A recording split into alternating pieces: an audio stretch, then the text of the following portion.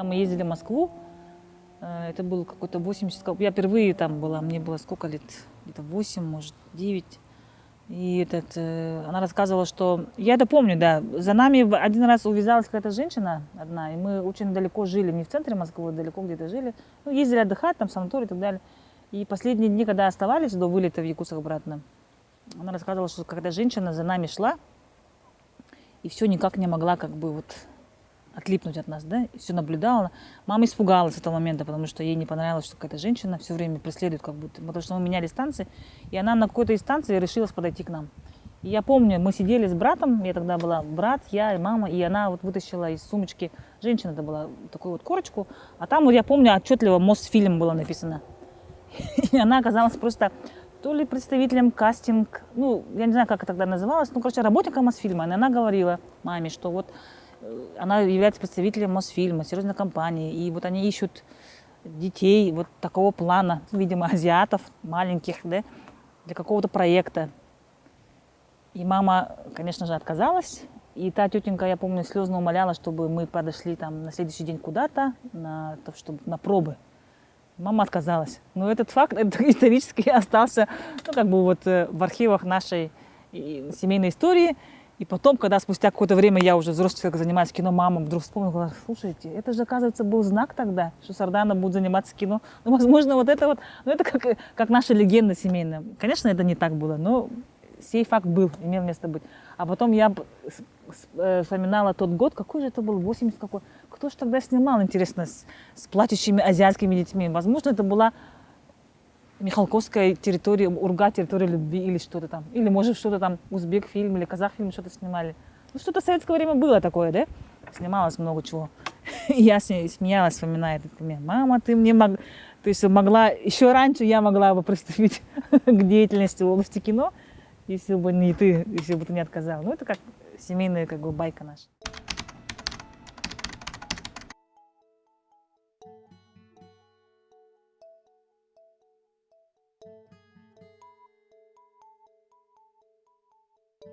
Ну, это же явление из области культуры, а я работала как раз-таки в ВУЗе культуры и искусства и занималась как раз-таки и продвижением якутской культуры. Хотя, конечно, в АГИКе не было отделения кино, но у нас всегда было как бы живопись, графика, наверное, знаешь, да, визуальное искусство, у нас фольклор изучался и так далее. И вот в ходе этих всех мероприятий передо мной, конечно, была задача такая, чтобы я проекты самого института продвигала, ну и плюс еще и занималась обменом студентов. Мы отправили документалку, это, помню, работа Марины Калининой была, «По дороге к солнцу» документалка. И мне очень стало интересно вообще, как все это делается, вот эти фестивали, как эти заявки принимаются, вообще как это... Конечно, я, как человек образованный, естественно, знаю, что есть крупные фестивали, уже тогда на слуху были вот эти... Ну, всегда были на слуху и Канны, и Берлин, да, и Венеция, там, и Санденс. Ну, конечно, об этом я даже и не думала, не помышляла, потому что мне казалось, что туда попадают только, скажем, очень большие проекты, которые стоят дорого и за которыми стоят очень много известных имен, там, продакшн-компаний и так далее. Просто меня это увлекло. Ничего более такого, там, никаких крамольных мыслей за этим не было. Просто мне это нравилось, просто энтузиазм такой был. И еще параллельно мы с Любой Борисовой организовали киноклуб. То есть мне самой было вообще как культурное явление кино, которое тогда вот в нулевых как раз-таки очень бурно начало развиваться, да, было само явление очень интересно.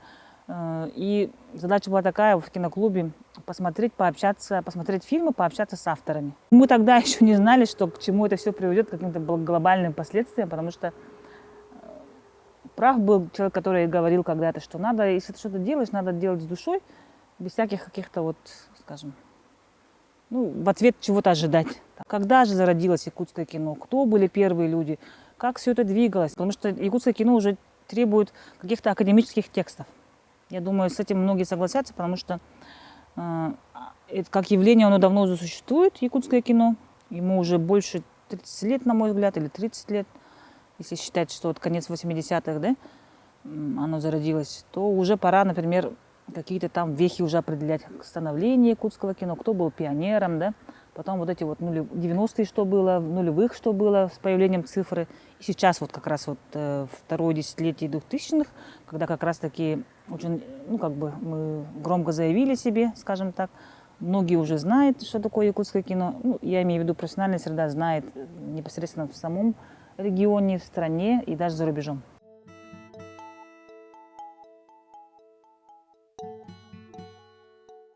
Продолжая эту историю, как мы начали это все делать, да, ну, меня захватил этот процесс, я начала продвигать якутское кино. Как бы это ни звучало странным. И я, например, могу на сегодняшний день сказать, что много работ я продвигала просто на энтузиазме, помочь ребятам, которые сняли, чтобы их увидели, оценили, да, там на фестивальных площадках больше зрителей. Вот один из самых успешных опытов, конечно, это у меня «Костер на ветру», фильм, который в Якутске не был вообще оценен зрителям. То есть они пытались выйти в широкий прокат, из Якутска был провал, потому что они ничего не собрали. 1 день или 2 дня там. Ты же, наверное, видел тоже фильм, да? Вот. Но мне эта картина очень сильно понравилась. Я подумала, почему этот фильм, ну, вот так вот он может просто выйти на экран и исчезнуть, да? Надо что-то с ним делать. И вот я протянула руку помощи. Это мне как раз Степан Бурнашов познакомил с автором, с Димой Давыдовым. И мы начали работать. То есть я начала работать по продвижению. И, скажем так, большая премьера этого фильма международная случилась не где бы, а прямо на Пусанском фестивале. Это, конечно, круто, такой скачок сразу, да, то есть из фильма, который мог бы оказаться на полочке, он оказался там. Интерес появился и внутри России, и на других зарубежных фестивалях, и дальше фестиваль имел очень успешную фестивальную судьбу. Дима, человек, который, оказывается, никуда не выезжал за пределы республики, имел возможность ездить в другие страны, там, представить картину, то есть такое вот расширение горизонтов произошло. Как у автора, так и у команды, и у самой картины. Это очень хороший пример. Ну, затем были и другие картины. Я просто всегда помогала ребятам. Ну, прямо вот я не собираюсь это по именам называть, да какие картины. Ну, много чего. Вот последний успех, который вот фильмов, которые были связаны с продвижением, да, то есть в большинстве стояла я за этим. Ну и последние яркие примеры это Тойонкл, наверное, да, слышали, и вот это «Надо мной солнце не садится». Между ними были и Джохюгей Аи, я помогала тоже продвигать эту картину. Были картины вот, Керель, помнится, Саскикем. Продвижение тоже своего рода индустрия. Это тоже достаточно дорогостоящие дела, потому что это стоит тоже денег. Промоушен он всегда стоил денег. Вот. Потому что таким образом ты доходишь до зрителя. То есть фильм, который не имеет рекламы, естественно, он не доходит до зрителей. Поэтому продюсеры, которые работают на продвижении своих картин, они даже очень определенную сумму, большую даже, фактически как производственную сумму, оставляют чисто на продвижение. Это в практике есть. И поэтому я вот потом уже, когда мы набрались опыта, мы поняли, что если ты хочешь выйти, скажем, на более широкий прокат, да, по всей стране и так далее, естественно, нужен бюджет для этого. Вот сейчас, например, я могу вот легко сказать, что, в принципе, якутское кино уже достаточно известное стало, и сейчас любой продюсер, который занимается производством своего проекта, он уже об этом знает в будущем, куда он намерен выпустить свой фильм, да, то есть широкий прокат по республике, или может у него есть амбиции выйти за пределы республики, может вообще зарубежный, то есть уже продюсер сам уже знает, что будет делать. Ну вот на сегодняшний день я могу сказать, что, в принципе, моя помощь уже не нужна. Многие продюсеры уже давно занимаются продвижением своих картин, да. Например, вот Марьяна Скорбык, она как бы такой опытный продюсер, который знает, что делать со своими продуктами. Степан Порядин, например, тоже вот человек, который один из успешных проектов, наверное, слышали, агент Мамба, да, коммерчески успешных проектов. Вот он, то есть сейчас уже у всех есть опыт, навыки, как все это делается, да, как бы все уже планируют в бюджете, в смете закладывают то, чтобы потом уже после производства, после постпродакшена уже картину продвигать самостоятельно. Вот. Я заметила, что отборщики, например, бывает так, что письмо уходит никуда, да, и фильм уходит никуда, надо иметь личные связи. К сожалению, в нашем мире до сих пор это работает, да, когда ты лично знаком с отборщиком, там, да, с людьми, которые рекомендуют этот фильм, да, чтобы ты это объяснил, зарядил человека, чтобы у него появилось вот желание посмотреть эту картину, да, чтобы он полюбил эту работу и дальше уже, вот, скажем, главным отборщикам представил, там, показал. Ну, как всегда, человеческий фактор, он везде.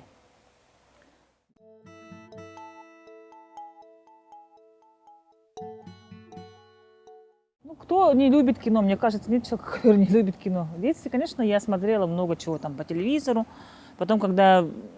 Ну, как раз-таки в советское время доступ на киноэкраны был, наоборот, проще, да? То есть в каждом селе... Я вообще поражаюсь этому феномену, когда в отдаленных селах, да, в каждом селе был кинотеатр.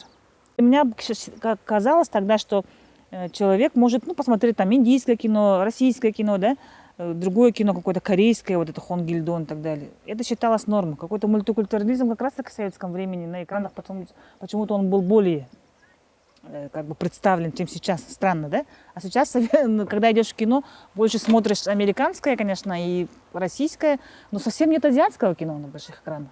То по телевизору, я помню, показывали якутское кино. Ну, это, конечно, на скидку сразу говорят про Сеттясер, да? Сайлык. Вот такие фильмы. Я вот тогда удивлялась, конечно, вау, что у нас есть свое кино. И Сеттясер, конечно, оно поразило всю мою детскую фантазию, потому что это было очень страшно. Вот. Успех этой картины, вот именно ужас, испытанный тогда, вот мне кажется, пока еще в якутском кино, ну, имеется в виду жанровом, где вот именно ужас снимается, да, пока еще не повторили, на мой взгляд. Вот. И тогда, потом уже, когда мы уже занимались в киноклубе, я поняла, что за этим-то стояли как раз-таки пионеры якутского кино. В первую очередь это наш Семен Ермолаев, Сенекор, да, наш профессиональный драматург театра и кино. Вот он, оказывается, в свободное время собирал команду, там Илья Иванов, да, Анатолий Васильев, как раз он Сайлык режиссировал, его сейчас нет живых, там Охонон Афанасий, знаешь его, да, актер, и тоже, то есть он из их команды.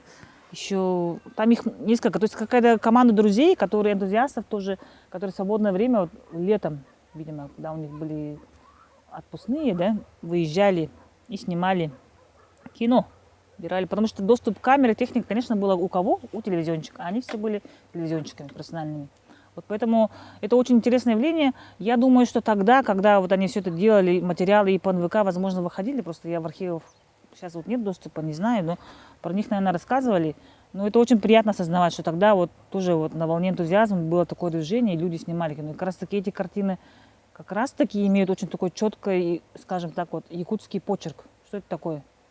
Именно вот какая-то якутскость в них есть, потому что они ни на кого не оглядываются, они сами брали и снимали свои истории.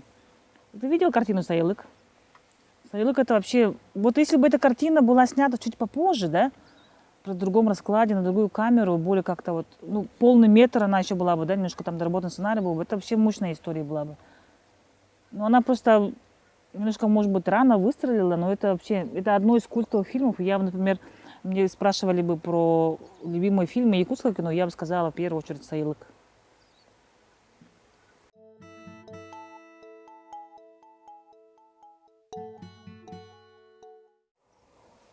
Ну, 10-15. Ну, сейчас это я считаю, что, во-первых, очень много картин стало сниматься. Вот с приходом цифры, получается, доступ к камере, вообще к возможности вот, да, съемочным появилась у многих, потому что цифра же, она удешевила процесс. То есть любой человек, который имеет камеру, в принципе, может снимать. Ну, естественно, это я про качественные картины не говорю. Естественно, кроме камеры нужны еще и другие вещи, да, в процессе съемок кино. Ну, я так считаю, что, во-первых, удешевление процесса вот цифровой камерой. У нас вот бурное развитие пошло. Потом с появлением интернета тоже, потому что интернет все-таки, это же возможность как раз-таки вот расширить, шерить делать своего продукта, да, чтобы больше людей о тебе узнали. Чтобы на самом деле были волны. Вот как раз-таки первая волна, это вот пионеры, те ребята, которые работали на НВК. Нулевые, это как раз-таки цифра, на мой взгляд, да.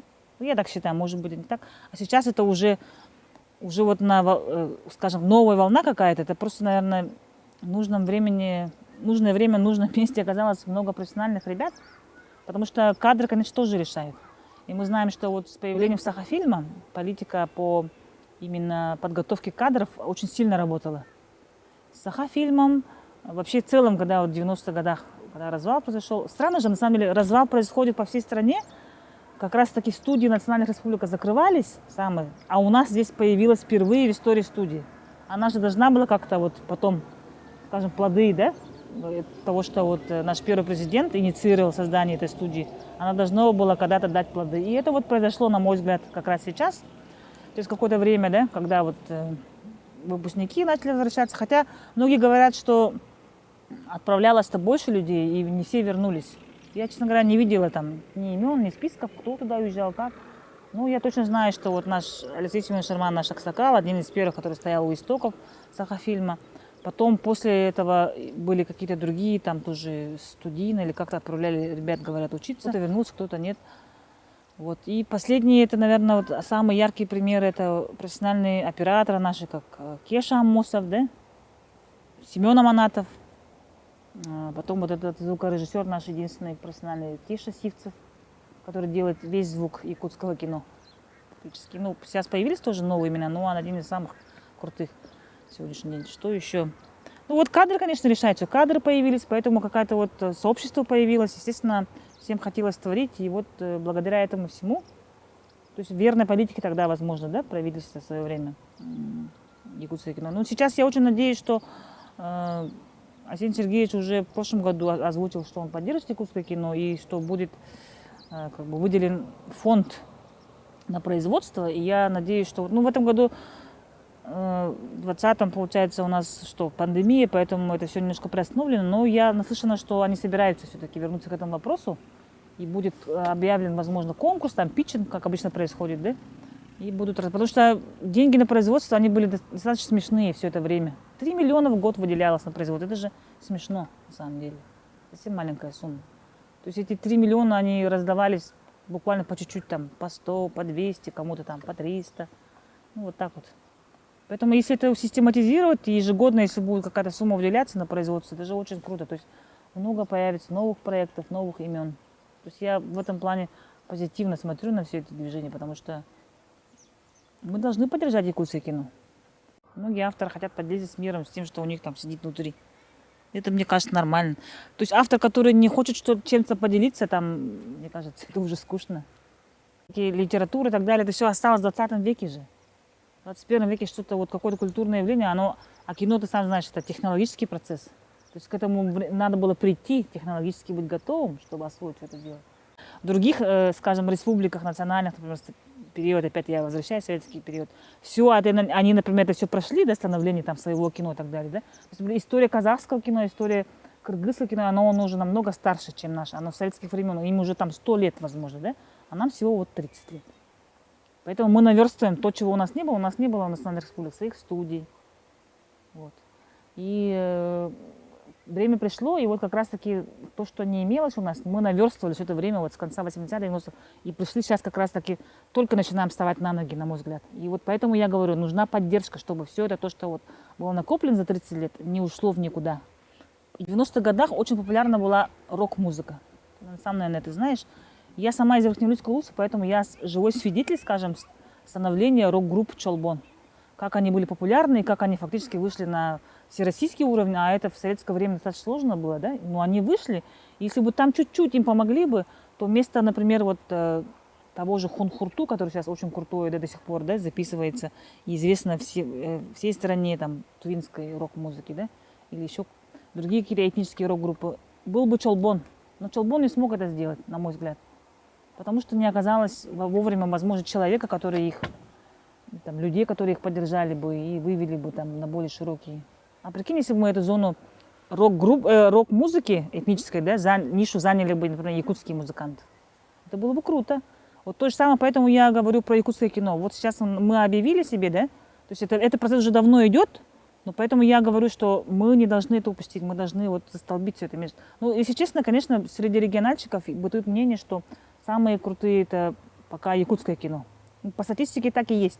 Больше продуктов мы выпускаем, да, больше фильмов, больше успех у нас там в фестивальном направлении, в прокат выходим хорошо у себя внутри, да.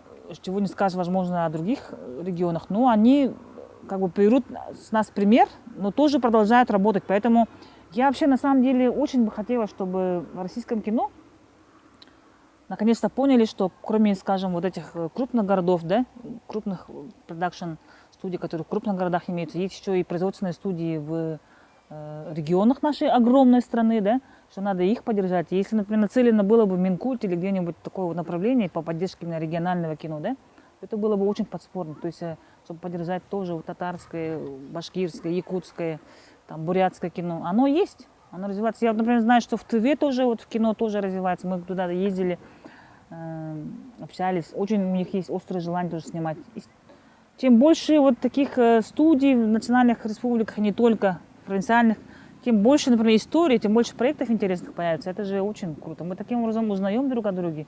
Век интернета же можно все это вот обменом этой информацией. Это очень интересно на самом деле. Много чего до сих пор, на мой взгляд, неизвестно вообще самим россиянам. Россияне до сих пор и узнают друг друга. Есть такая странная фишка, что люди до сих пор не знают, например, живя здесь, не знают, что же происходит там в соседнем регионе, да, или там чаще бывает так, что, конечно, люди, живущие в центре, там, в западной части, не знают совсем ничего о нас там, да, о наших соседних регионах, да, тоже Чукотке, или там Магадане, Сахалине, там, не знаю, о Дальнем Востоке. Практически ничего не знают. То есть какие-то вот стереотипные моменты, которые бытуют уже много там лет, да, вот они до сих пор имеют место быть. Но с появлением, опять же, вот интернета, с расширением этого медиапространства, с появлением разного рода контента, блогеров и так далее, но еще и плюс, конечно же, кино, да, как игрового, так и не игрового, мы можем продолжать узнавать друг друга и уже, ну, это же круто на самом деле.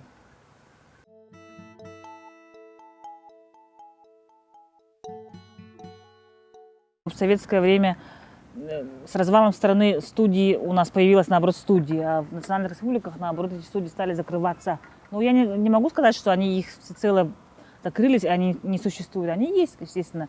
И казах-фильм существует, и кыргыз-фильм, как я понимаю, существует, и в других национальных республиках, там узбек-фильм, да. Помню, в советское время же таких выходили с названиями, помню, да, студия Горького, там, узбек и так далее.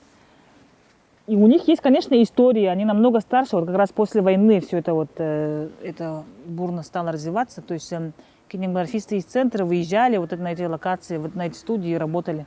Но ближайшая к нам это получается какая студия? В Свердловске киностудия.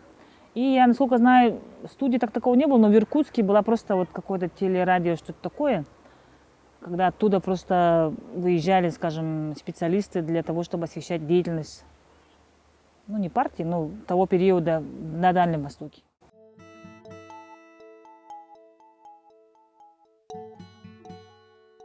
Насчет нашей школы, ну, вот я вообще, знаете, какой момент не могу понять. Вот, например, та же история казахского кино и так далее. У них же, вообще говорят, что любая школа кинематографическая, она вокруг какой-то институции появляется. Я имею в виду, что академическая среда же должна быть.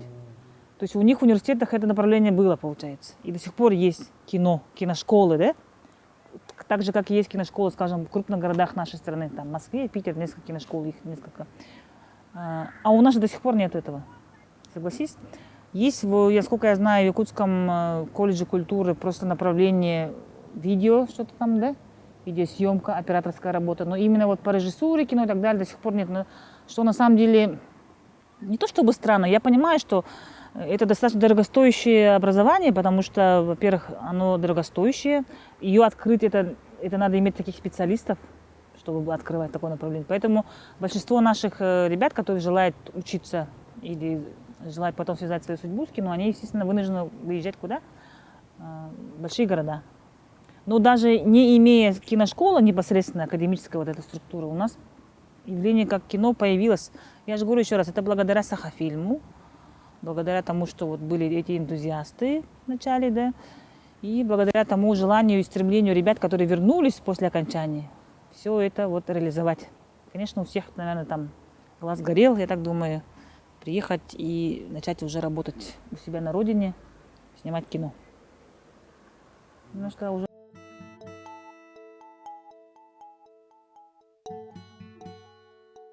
Сардана, к сожалению, Россия является для нас как бы Европой. Мы же в стране России живем же. Поэтому они это, ну, как бы по их регламенту устава, получается, если Россия, автоматом мы не имеем права участвовать, потому что у них есть список азиатских государств, да, которые участвуют в основном в конкурсе New Currents, называется, именно вот дебютные работы, новые имена открывают. И нас поэтому перевели в программу Flash Forward. Но это тоже интересная программа, но там была такая программа, насыщенная в плане того, что там были очень много сильных картин, уже участвовавших там в Берлине, там, Каннах и так далее, да. Но мы имели честь быть представлены в этой программе. Я, конечно, сокрушалась. Как же так? Мы же представители азиатского региона. Вы видите, вот мы стоим перед вами. Наша картина полностью снята, вот, и весь контент такой азиатский. На что они говорили регламент. Поэтому я хочу здесь в такой момент сказать, что якутское кино, конечно, оно в большей степени все-таки азиатское. Но в то же время оно европейское тоже. Потому что все-таки Мы сами знаем, что все наше образование, все наше вот как бы мировоззрение, оно очень сильно опирается на европейскую культуру, да. Поэтому какая-то вот какой-то разрыв, не то чтобы шаблон, просто это присутствует, это надо осознавать. И в то же время как бы пытаться сохранить все свое, да, именно вот якутскость какую-то, не пытаться, например, стать мейнстримно-европейским каким-то фильмом, да, или контентом, или там сугубо азиатским, что-то вот свой путь. Вот в этом фишка, мне кажется, якутского кино должна быть. Именно свой путь, определить свой путь и держаться его, не стараться копировать, да, там, не уподобляться там каким-то вещам. Я, конечно, знаю, это, в принципе, нормально, когда молодые люди пытаются копировать что-то такое, там, те же японские, корейские, возможно, фильмы, да, потому что я знаю, вот, я сама мама, и у меня тоже подростки растут, они вот, я благодаря интернету, благодаря в кавычках, они много чего знают, да, вот все как бы вот эти вот дорамы корейские и так далее, аниме очень сильно влияет. То есть это вот поп-культура, которая рождена и развивалась, и она по всему миру расходится, та же поп-культура из Азии, она очень сильно, конечно, влияет на нашу молодежь, к сожалению. Ну, мы поэтому должны, вот люди, которые делаем медиа-контент, пытаться вот что-то свое. Например, меня, например, не то чтобы упрекают, но я помню, какой-то скепсис был в мой адрес, когда я рассказывала ребятам про то, что есть вообще такое направление, как кино коренных народов мира. Мне говорили, что это такое, как это может быть, там, зачем там пытаться себя как-то... Вообще ассоциации у людей такие не очень здоровые с понятием коренной народ, как будто это только малочисленные народы, да, и вот они как-то... Кто-то, ну, будем честны, кто-то считает, что это отсталый, возможно, народ и так далее, да, ведущий до сих пор традиционный уклад жизни. Нет, я не согласна с этой мыслью. Как раз-таки коренные народы – это носители всего того самого древнего, что есть в человечестве. Они как раз-таки народы, которые сохранили все это дело, да. Сейчас даже ученые, насколько я знаю, обращаются к ним по вопросам сохранения климата, да, по вопросам сохранения там каких-то вот, скажем, мировоззренческих вещей, философских вещей. Но не об этом суть. Я к тому, что кино коренных народов мира как явление сейчас очень сильно начинает развиваться, потому что у меня самого лично есть такая вот нетворк, да, коллег, которые как раз-таки занимаются именно этим. То есть представители Северной Америки, да, Канады, там, представители народов инуит, живущих в Гренландии, там, на севере Канады, маори, там, саамы и так далее. То есть все они занимаются тем, что сейчас... Вот самое странное то, что только у этих народов только сейчас тоже появился доступ к тому, чтобы снимать свое кино. Все приходит трудом. Что касается кино, мы должны продолжать снимать свое кино, развивать его. И я, например, очень рада, то, что у нас кино изначально как бы заявлено именно на родном языке. Это очень правильное решение. То есть ощущение вот якутскости как раз-таки дает родной язык Палладе. Надо снимать на родном языке. Есть, конечно, были спорные моменты, когда, если мы хотим выйти там за пределы, надо это все делать в дубляже, там, на русском языке и так далее, да. Ну вот, например, мы же смотрим иностранное кино с субтитрами. Кино же такой язык, он должен быть понятен даже без понимания языка. Если хорошее кино, да, режиссер постарался, он посредством вот киноязыка объясняет зрителю, и на самом деле дубляж не нужен, субтитрами. Поэтому я говорю, да, мы должны снимать якутское кино на родном языке, делать субтитры и вот таким образом выпускать в мир их. Первое. Второе, вот я говорю, чтобы не потерять свою идентичность, аутентичность, скажем так, да, пытаться придерживаться своего пути. А как это будет сформулировано, в каком направлении должно идти, ну, это каждый автор сам для себя должен это осознать, на мой взгляд, да, для чего вообще он снимает, пытается ли он копировать или там свою историю рассказывает. Но это все пройдет со временем. Но вот я говорю же, я, например, очень рекомендовала бы молодым режиссерам смотреть первые, скажем так, вот работы наших режиссеров, да. Тогда интернета не было, они, мне кажется, они не пытались там кого-то копировать и так далее, брали и снимали свои истории. Там как раз-таки вот есть какая-то аутентичность и настоящая якутскость, на мой взгляд. Вот, что еще?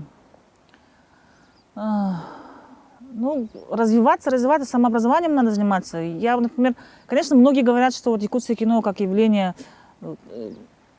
реально феноменальное, потому что вот из тех людей, которые вот работают в кино, большинство же не имеет профессионального образования. И мне когда-то один специалист, скажем, из другой стороны говорил, что на самом деле такое явление, когда вот такие картины, да, там сообщество появилось, это как бы не пафосно не звучало, это как пассионарность. Вот. Есть же такое явление, да, как в нужном времени. Я об этом говорила ранее. Просто оказались в нужном месте, в нужном времени люди, которые реализовались вот таким образом. Они сделали команды там. и так далее. Это хорошо. И, конечно, хотелось бы, чтобы просто не почивая на этих лаврах, так, успехах, во-первых, процесс продолжался, и я бы очень хотела, чтобы появились новые имена. А вот для того, чтобы новые имена появились, опять же, надо вот работу вести с молодежью, конечно же, да. Я знаю, что, например, много чего интересного происходит в селах. Сейчас вот с появлением, опять же, вот камеры недорогой, там, интернета, сейчас я знаю, многие ребята и в селах, там, и так далее, снимают свой контент, маленькие короткометражки снимают. Я почему так говорю, потому что я сама свидетель, когда мы делали маленький фестиваль «Чоллах дойду», «Счастливая республика», во время игр Манчара, мы просто клич кинули, там сильно не освещая, и очень много работ поступило. И я была тогда сильно удивлена тому, что во всех фактически улусах ведется такая работа по кино. Имеется в виду, что ребята снимают, там не только молодежь, да, но еще и взрослые люди, просто берут камеру и снимают свои истории. И среди них были такие вот, прям вот алмазики были. Очень интересная работа была. Мы сделали конкурс, там наградили, да, участников. И я тогда подумала, что нам надо вот в этом направлении работать, потому что фестиваль вот короткого метра, вообще в поисках каких-то новых имен в деревнях, там, в улусах, это необходимо, на мой взгляд. Поэтому я с этой мыслью уже вот хожу. Если найду там, скажем так, людей, которые неравнодушны к этому вопросу, там, возможно, какое-то финансирование, то мы очень хотим, чтобы был такой фестиваль короткого метра, именно с задачей найти новые имена, потом уже их готовить, скажем, в профессиональном направлении, да?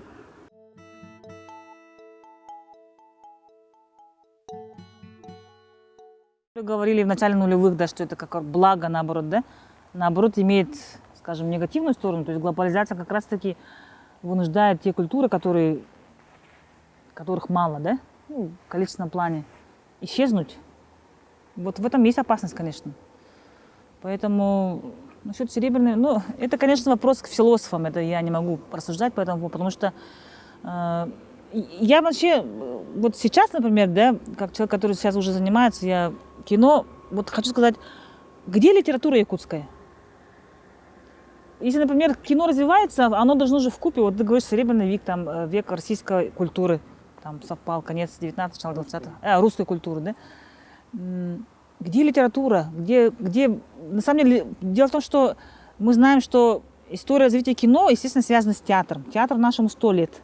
Благодаря театру, актерской школе у нас есть актеры, вот это, да, дальше развитие пошло. Благодаря литературе, конечно, это опять же основа текстовая вот, для фильмов и так далее. Но сейчас вот в этот период современный, есть ли авторы молодые, которые снимают, пишут, скажем, какие-то...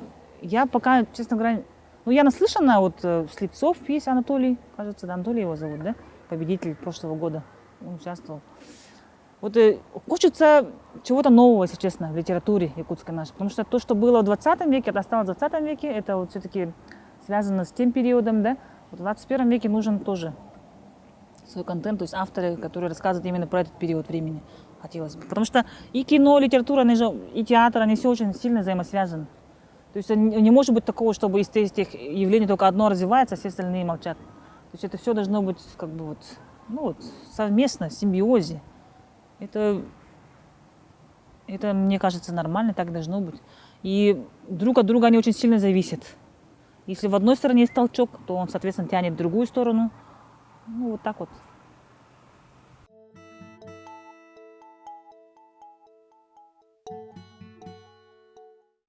Вообще у каждого автор должен же быть свой зритель, аудитория, да, аудитория, которая, ну, смотрит все это, переваривает и потом выдает в качестве текста, например, да? Потому что, ну как это снимать в пустоту, там никакой ответки нету. То есть какой-то интерактив, он всегда существовать должен и существует, потому что ради этого и автор работает, чтобы какая-то ответка была интерактив. Поэтому у нас в Якутии, например, не сильно развитая школа, я не говорю кинокритики, вообще критики в целом в области культуры. Там новый спектакль вышел, новое какое-то произведение, да, кто-то нам нарисовал, какой-то текст. Нет хорошего материала. Это, я не знаю, это связано с чем? С журналистикой или просто должны быть какие-то эксперты в области критики, или я не знаю. Хотя слово критика, конечно, немножко старомодное. Просто людей, которые пишут отзывы, рецензии, да? И они должны быть, конечно, не заказно. Если плохо, то плохо. Ну, честно пишущие, скажем так. Я знаю, что вот Алексей, ты пишешь, например, очень часто про Сахатеатр, да, по произведению, по спектаклям Сахатеатра. Ну, в кино якутском тоже должен быть свой человек, который так пишет. Но не один, не два, а больше, потому что чем больше мнений, тем, естественно, интереснее. Что еще? Ну вот это направление нам надо развивать, я так думаю.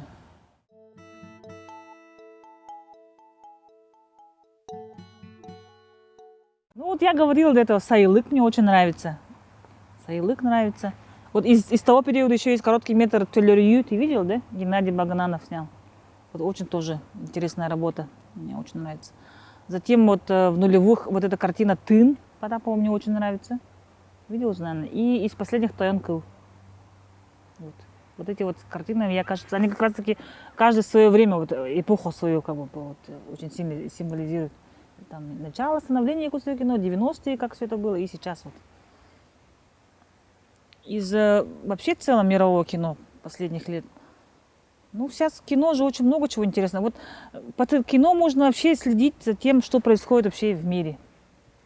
Например, я в 2000 каком году, первый раз, когда я была в Берлине, я попала на показ фильма документального. Нет, это было в 2018 году, кажется. I'm Not Your Negro называется. Может, ты видел? Документалка про лидера, про писателя африканского происхождения, афроамериканца, да? И он рассказывает про путь своего становления, про сегрегацию, которую он испытывал, про расизм. И было странно, конечно, все это. Я была шокирована вообще, как открыто все документалка, все это рассказывает, потому что у нас до сих пор в нашем обществе много чего табуизировано же, да, в стране табуизировано и так далее. И для меня это было вообще такое, вау, что за фильм? Документалка, которая смотрится на одном дыхании, как вот игровое кино, да? А потом вот по истории сейчас что происходит в мире. Тема расизма до сих пор существует, и вот в этом году вот в Америке то, что происходит, да? Black Lives Matter и так далее. То есть бывает так, что авторы предвидят то, что будет, например, да, ближайшее будущее там и так далее.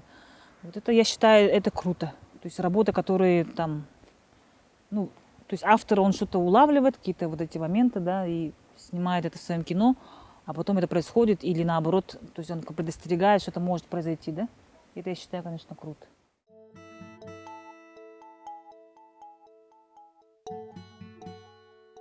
Коды всякие, наверное, видел в визуальном искусстве якутском визуальном искусстве. Ну, а у наших художников что там чаще всего? Ну, очень часто, вот я сама, например, сталкиваюсь с тем, что в якутском кино очень часто есть символ такой вот старик и ребенок.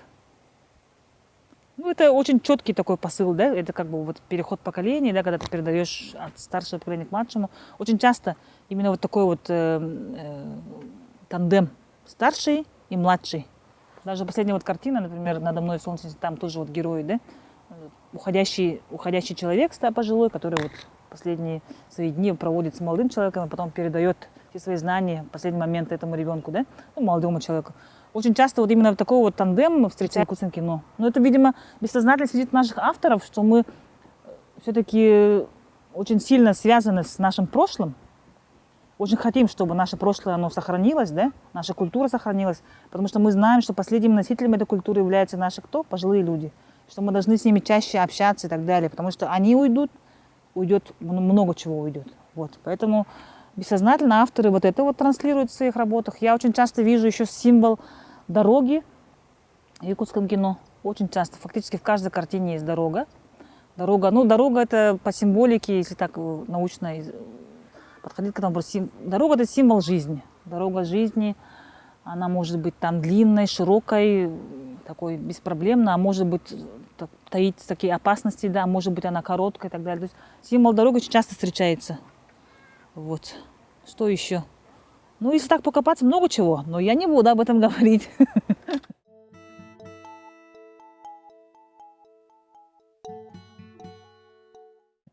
Многие говорят, что якутское кино экзотика, поэтому вас там... Это неправильно. Вот себя так недооценивать неправильно, на мой взгляд, неверно. Считать себя там экзотикой и так далее. Дело-то не в экзотике вообще. Дело в том, что свой киноязык есть, для своей истории, возможно, отличающейся от того, что вообще как бы происходит в кино, да, от мейнстрима, возможно. Потом, я же говорю еще раз, что многие даже в России не знают о соседних вот регионах, о соседних народах, живущих вместе в одной стране, да. Поэтому новые истории, они всегда будоражат фантазии людей, да, интересуют и так далее. Поэтому я думаю, что этим берет якутское кино. Во-вторых, опять же, наша вот эта уникальная культура, язык, он тоже цепляет, естественно. И надо прекращать вообще этот скепсис по поводу того, что мы экзотика и так далее. Мы должны сами научиться решать свои проблемы самостоятельно. В области культуры тем более, искусства тем более. Свой какой-то путь искать и так далее, да? Не оглядываясь по сторонам. Чем свободнее ты, тем, соответственно, твое искусство, оно чище, и оно, как бы, на мой взгляд, ну, как бы понятливее и быстрее дойдет до аудитории.